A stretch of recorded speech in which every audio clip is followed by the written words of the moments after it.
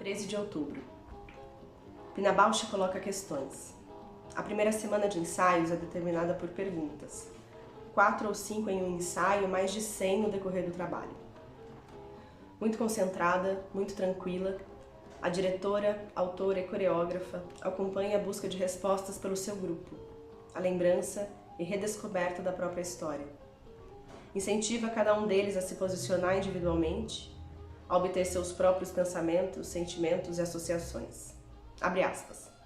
Faça o que você projetou. Experimente isso, simplesmente. Pense sem preocupações, um pouco assim, como vem. Nós cometemos frequentemente tantos erros bonitos. Esse é um trecho do livro Bandoneon, em que o tango pode ser bom para tudo. É um livro escrito pelo Raimund Hoog. Ele foi um dramaturgista da Pina Bausch, lá no Wuppertal Tanztheater, por muitos anos. E nesse livro ele faz uma descrição poética e em fragmentos do processo criativo da Pina Bausch nesse espetáculo Bandoneon. E ali a gente consegue ver o método das perguntas sendo aplicado, se é que a gente pode falar assim. E hoje a gente vai falar justamente sobre o método das perguntas da Pina Bausch, esse processo criativo que ela desenvolve. A Pina não gosta muito dessa palavra método, metodologia, receitas. Ela disse em várias entrevistas, né, que todo o trabalho dela começa do zero e ela não tem uma técnica, mas os estudiosos e os bailarinos relatam a frequência das perguntas, desse método das perguntas nas obras da Pina a partir de um certo período, como a gente vai ver aqui agora. Bom, eu sou a Bruna e hoje, antes de começar o método das perguntas, eu gostaria de fazer um retorno no tempo com vocês e falar um pouco sobre a dança moderna, porque foi a partir do desenvolvimento da dança moderna que a Pina Bausch cria sua dança-teatro, cria sua forma artística. A dança moderna, rapidamente, ela se desenvolve no século XX e esse século foi um período de várias transformações sociais, políticas, mudanças de pensamento. Temos Primeira Guerra Mundial, Segunda Guerra Mundial, Revolução Industrial e os movimentos artísticos eles são afetados por essas mudanças. Então, a dança moderna ela começa a questionar a dança clássica.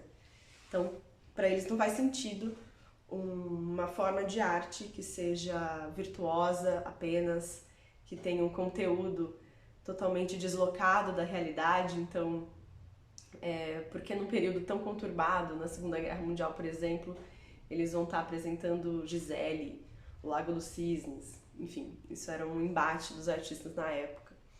Então, eles começaram a criar uma dança contra a dança clássica. Então, se a dança clássica ela tinha movimentos que começavam da periferia e vinham para o tronco, a dança moderna vai fazer o contrário. São movimentos que vêm de dentro para fora, do tronco para as extremidades. E as suas obras elas têm que ter a ver com o espírito da época, com o que está acontecendo no mundo. Buscam também o que está no interior dos indivíduos e uma forma de arte que não seja apenas plasticidade e virtuosismo. Bom, um dos nomes super importantes da dança moderna é o Delsarte. O Delsarte ele cria 3 pilares que vão seguir a dança moderna ao longo da história.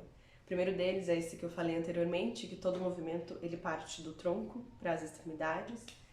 O segundo é contração e relaxamento, tension and release. Esse especialmente a Martha Graham vai utilizar bastante na dança moderna americana. E o terceiro é que todo sentimento tem a sua tradução corporal. E daí ele cria um catálogo de gestos que vocês vão ver aqui nas imagens. A gente tem, por exemplo, o critério dos olhos, né? Então, se eu estou com mau humor, o meu olho ele fica levemente retraído, contraído, posso dizer assim. Se eu quero mostrar desdém, os olhos ficam mais relaxados, meio catatônicos. Também tem o critério das mãos. Então, se eu quero mostrar abandono, eu estou com o punho totalmente relaxado. Se eu quero mostrar conflito, eu coloco minha mão em posição de soco. E por aí vai, ele faz um catálogo bastante extenso dessa tradução dos sentimentos, né, para o corpo. Outro nome super importante é o Dalcroze. O Dalcroze é muito conhecido pelo método da euritmia, que é uma forma de repetição de ritmos como aprendizado musical, e para ele a dança é uma consequência da música. Outro nome fundamental para a dança moderna é o alemão Rudolf von Laban. O Laban é considerado o pai da dança moderna, e para ele a dança era a transcendência de emoções reais. Então, quando a pantomima, quando o teatro, quando a palavra não eram mais capazes de expressar determinados sentimentos ou comunicar determinadas coisas, a dança acontecia. O Laban ele faz uma extensa pesquisa do movimento chamada eucinética e ele define 4 fatores do movimento. São eles: fluência, espaço, peso e tempo. Ele também cria a Laban Notation, que é uma forma de escrita dos movimentos, das coreografias. É bastante complexa. E ele faz também a figura do icosaedro. Dentro desse icosaedro estão presentes todos os movimentos possíveis pelo homem. O icosaedro ele tem 12 direções de movimento, distribuídas em níveis verticais, horizontais e axiais. O Laban foi o professor do Kurt Jooss. Agora a gente começa a chegar mais perto do Pina Bausch. Kurt Jooss, então, aluno de Laban, foi estudioso da dança moderna, da dança clássica, e ele se torna professor da Pina Bausch.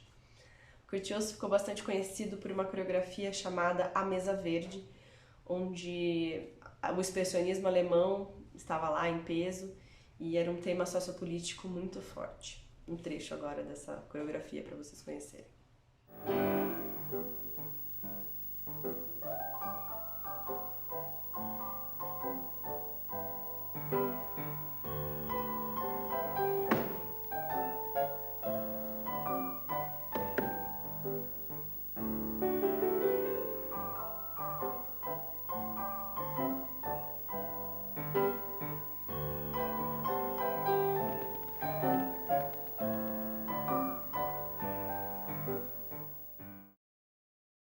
E foi a partir dos estudos do Laban e do Kurt Jooss que a dança-teatro emerge. Quem utilizou o termo dança-teatro pela primeira vez foi o Laban, mas quem utiliza esse termo formalmente é o Jooss. Então, em entrevistas, ele diria: o que nós fazemos é dança-teatro. Então, essa criação do novo gênero se dá aí. Agora sim, Pina Bausch. Philipp Bausch nasceu no dia 24 de julho de 1940, na Alemanha, em Solingen. Pina Bausch foi aluna do Kurt Jooss e depois foi estudar em Nova York, na escola Juilliard. Ela estudou dança clássica, dança moderna, dança pós-moderna e, a convite do Kurt Jooss, ela vai ser a diretora artística do Wuppertal Tanztheater, que até aquele momento era uma companhia de dança clássica, que apresentava repertórios, então apresentava Gisele, o Lago dos Cisnes, etc. E o público ali da região também estava acostumado a esse tipo de espetáculo. Quando a Pina Bausch chegou no Wuppertal, mesmo ainda numa fase que ela não tinha estabelecido o seu método de trabalho, o método das perguntas, ela encontrou muita resistência dos bailarinos. E ela relata em uma entrevista que pela primeira vez ela sentia muito medo dos bailarinos dela. Eles brigavam com ela, não entendiam, o público também. E não era um sucesso o que ela fazia. E ela encontrou bastante resistência, ela disse que foi isso que fez ela construir o método das perguntas. Eu vou ler para vocês quais foram as peças que ela fez nessa primeira fase, que eu vou dizer que é antes do método das perguntas, que vai de 1973 até 1978. Então, nessa primeira fase, a Pina Bausch faz Fritz, Iphigênia Tauris, Orfeu e Eurídice e a Sagração da Primavera, que é o último trabalho da Pina Bausch que tem uma coreografia em grupo e contínua. Particularmente, é uma das obras que eu mais gosto do Wuppertal.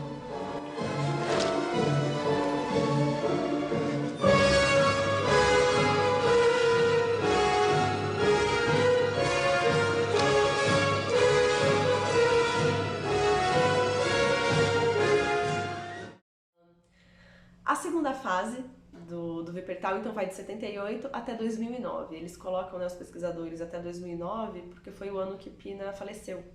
Então foi o ano que ela ficou no Wuppertal.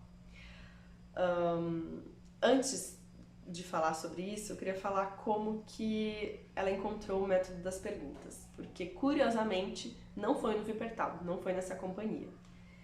Os bailarinos, principalmente o Dominique Merci, que é um dos bailarinos mais antigos do Wuppertal, hoje ele não está mais no Wuppertal depois da morte da Pina, mas ele estava desde o início ali. Ele disse que no Blau Bar, no Barba Azul, a Pina Bausch começou a estabelecer, começou a fazer perguntas, começou a utilizar. Mas num outro espetáculo de uma outra companhia, uma companhia estatal ali da Alemanha, uma companhia cheia de atores, Pina Bausch fez uma peça inspirada em Macbeth, que se chamava Ele a levou pela mão pelo castelo, os outros a seguiram. E a Pina disse que ali ela tinha muitos atores, então ela não podia criar com eles a partir de evoluções do corpo. É claro que os atores têm preparação corporal, mas é diferente dos bailarinos, principalmente bailarinos com formação clássica. Então, se ela não podia criar a partir de evoluções do corpo, ela criava a partir de evoluções da cabeça. E ela começou a fazer 1000 perguntas para eles. E assim ela criou essa obra. E daí ela leva isso pro Wuppertal. Tem uma curiosidade sobre essa peça, baseada no Macbeth, que o público ficava enlouquecido com aquilo. Ninguém acreditava naquela peça, porque os bailarinos estavam falando, fazendo aquelas coisas. E a plateia começava a xingar os artistas, jogar coisas, gritar, vaiar e falar com os intérpretes, né? E aí um deles, em uma das apresentações, não se aguentou e começou a xingar o público de volta. E dizem que tamanha era a sua raiva que o público ficou na dúvida se aquilo fazia parte ou não da apresentação. Não fazia. Então, o que é o método das perguntas? Eu vou ler uma citação da Pina Bausch porque ela descreve com muita simplicidade o que é o método e eu gosto bastante. Faço 1000 perguntas aos meus bailarinos e eles me respondem, me mostram coisas. É um problema de composição. No princípio, não há nada. As perguntas são tentativas de começar novamente do princípio, de reaprender a ver o mundo, as pessoas e as suas relações. São questões sobre a vida e os seres humanos. Os bailarinos afirmam que não tinha certo nem errado e que a Pina jogava uma pergunta ou simplesmente uma palavra e você tinha que responder com um texto, com movimentos, com uma cena, com um improviso, com uma imagem, e que a princípio não tinha muito um padrão. Ela pedia que você respondesse aquilo com verdade e depois ela começava outras perguntas em cima daquela pergunta, como se uma pergunta levasse a outra, e então ela começava o processo de colagem, né? Eu separei aqui algumas perguntas e algumas palavras-chave que a Pina utilizou nesse livro que eu li no início para vocês, do Bandoneon, para vocês terem uma ideia de como que ela começava os processos dela. Então, algumas perguntas não eram perguntas, eram apenas uma palavra, como por exemplo, ternura, agressividade. Perguntas agora. O que vocês fazem quando tem muito tempo? O que vocês observam em crianças e bebês que lamentam ter desaprendido? Sapatos apertados. Finja. Apresente-se. Eu tenho aqui também algum relato dos bailarinos que eles diziam que eles não sabiam muitas vezes o que fazer. Porque a Pina, ela pedia muito que você respondesse com verdade. E tem uma bailarina que ela disse que às vezes a verdade não vinha e ficava muito na cara que você estava fingindo uma resposta. E eu tenho aqui uma lista de 9 dicas que a Sanches, uma bailarina que passou um tempo no Wuppertal, fez. Ela disse que não é uma metodologia, não é uma receita, mas são elementos que ela percebeu na resposta dos bailarinos para Pina Bausch. São eles. Primeiro, seja você mesmo. 2. Não atuar. 3. Seja justo ao tema, mas não seja óbvio. 4. Não intelectualizar, use a sua intuição. 5. Ser simples.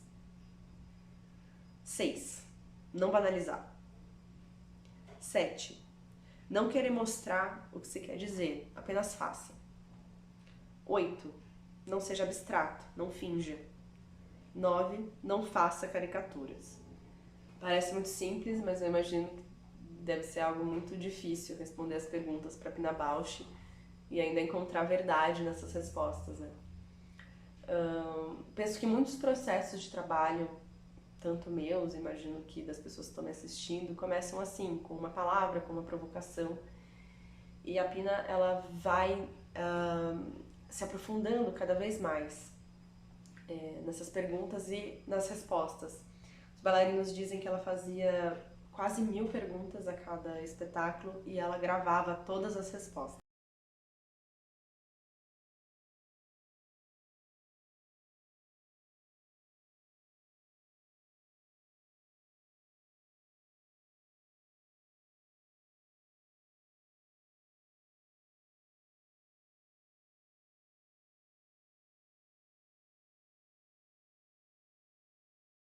Bom, deve soar muito simples essas dicas que eu acabei de ler para vocês, mas eu imagino e eu sei o quanto deve ser difícil responder a uma pergunta. Nos meus processos criativos, eu imagino que no de vocês também, se tem algum ator, atriz, diretor me assistindo, bailarinos. Muitos processos começam assim, né, com uma provocação, com uma palavra-chave, mesmo com uma pergunta, como a Pina Bausch. E o que a Pina Bausch faz aqui é esmiuçar cada uma dessas respostas, encontrar cada vez mais as sombras e a profundidade daquela resposta, encontrando o que é de verdade mesmo daquela pessoa. Não é fácil responder a certas perguntas e não é fácil também dizer a verdade. Eu tenho aqui um trecho de uma bailarina que se chama Anne-Marie Benat, e o que ela diz eu penso que tem bastante a ver com o meu processo e talvez com o processo de vocês. Talvez vocês se identifiquem também com esse depoimento dela. Então ela está lá no processo, a Pina Bausch fez uma pergunta e ela diz: durante os ensaios, responder é por vezes difícil, mesmo impossível. É preciso dizer a verdade e não se consegue. Então o que dizemos soa falso. Quando chega a minha vez, eu dou por isso. Porque eu sinto logo um embrulho no estômago. Porque eu sinto logo uma exigência profunda de dizer a verdade, mas escondo-me por detrás de gestos e palavras que não me pertencem. Experimento uma sensação de mal-estar. Isso é, eu receio que os outros também deem por isso. Pina, em primeiro lugar. E aí então Dominique Merci completa. Às vezes nós não respondemos, porque a pergunta nos toca demasiado, perturba-nos, emociona-nos.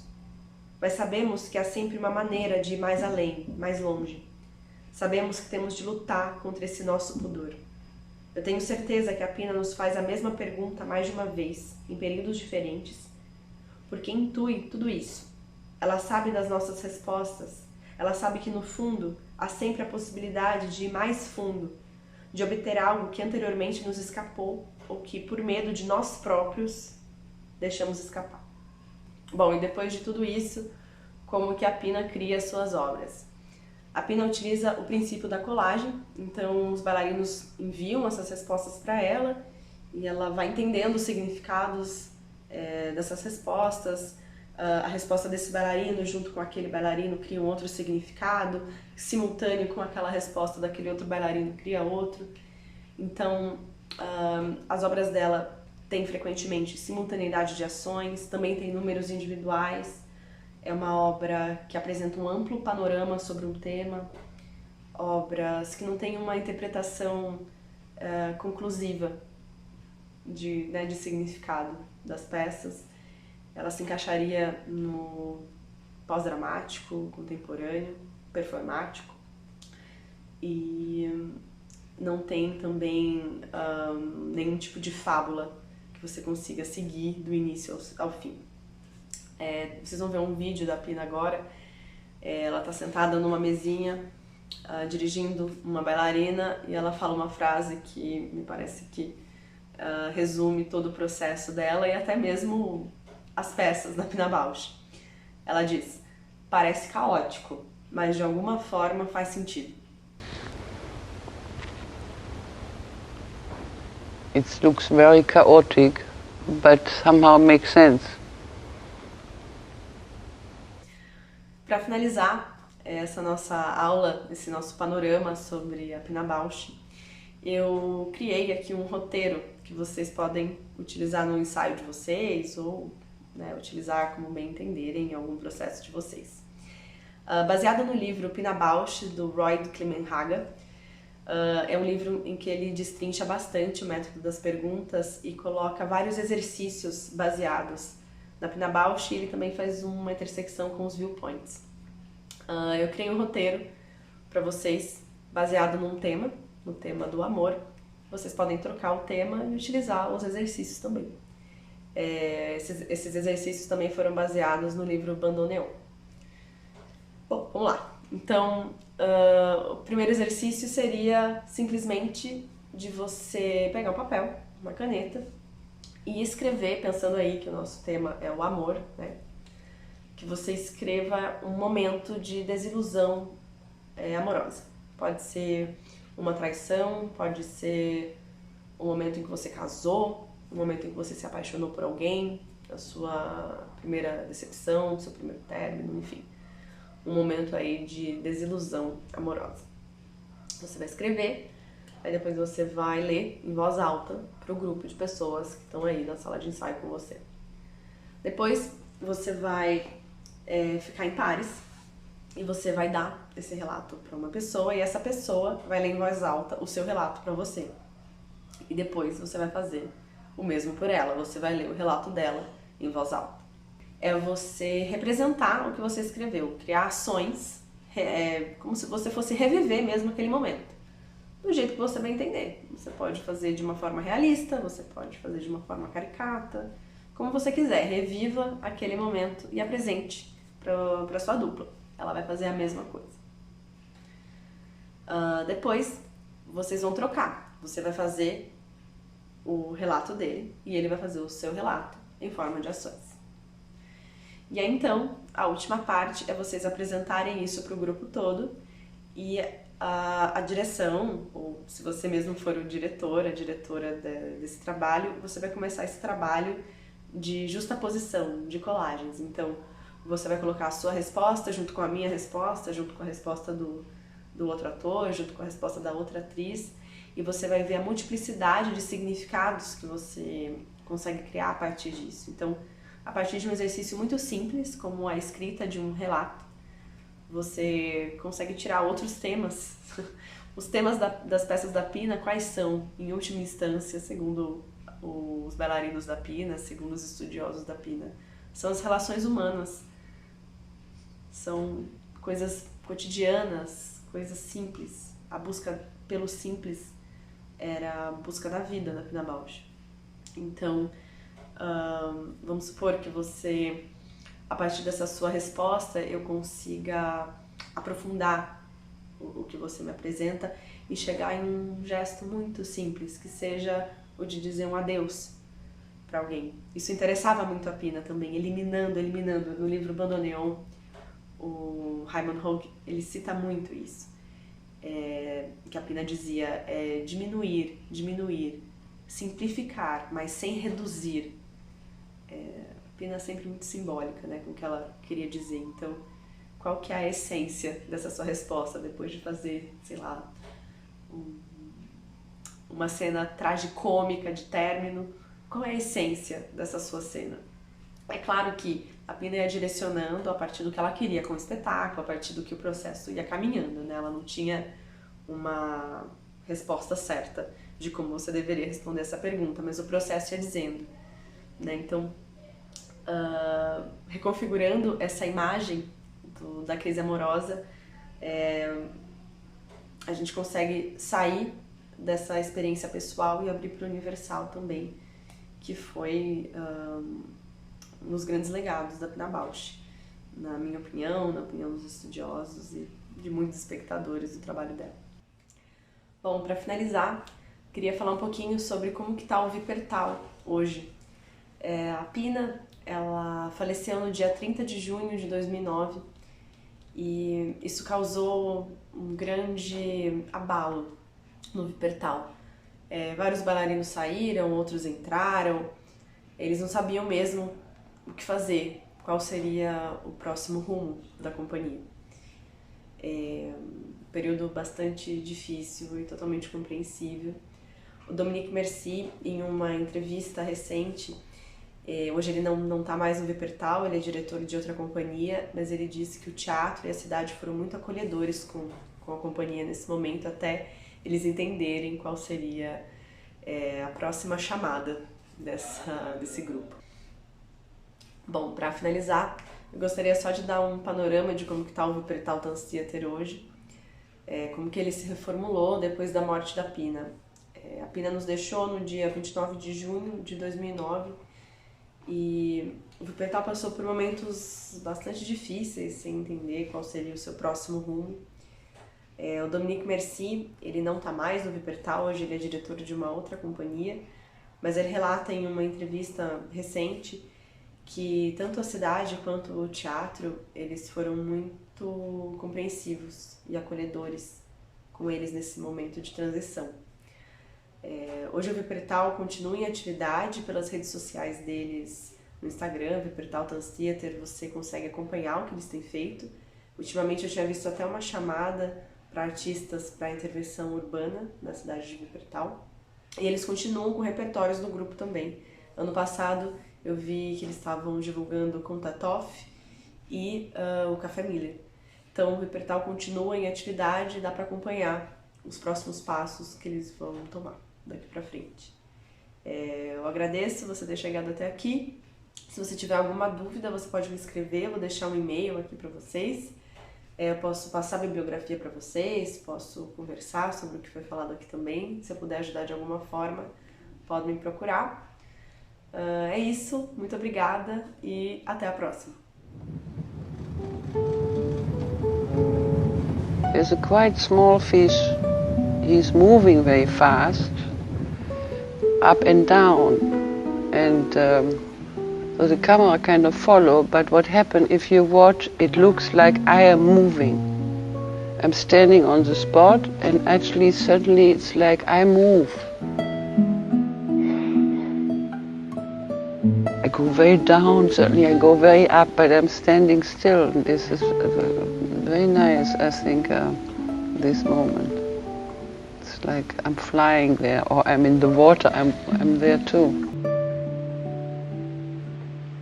가을엔 편지를 하겠어요. 누구라도 그대가 되어 받아주세요.